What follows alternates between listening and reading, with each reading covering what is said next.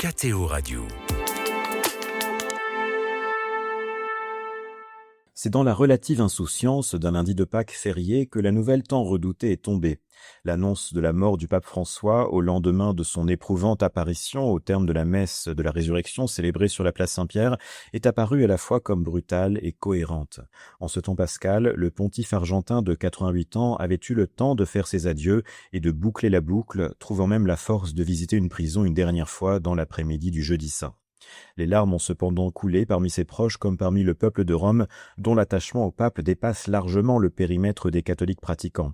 La plupart des Romains considèrent en effet le pape comme un grand-père rassurant, incarnant une forme de permanence dans un monde qui se transforme à un rythme accéléré.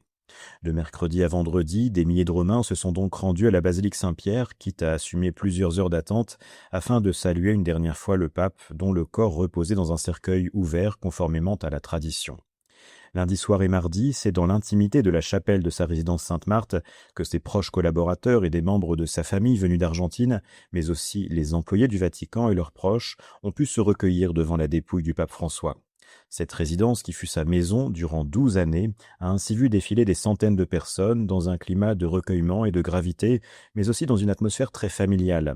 L'infirmier du pape et son secrétaire, qui l'ont assisté jusqu'à son dernier souffle, recevaient ainsi les visiteurs pour recevoir leurs condoléances, un peu comme s'ils étaient eux-mêmes les enfants du pontife. Le visage marqué du pape défunt laissait imaginer sa souffrance des premières heures de cette matinée du lundi de Pâques, mais aussi la libération que fut son départ vers le ciel, constaté à 7h35.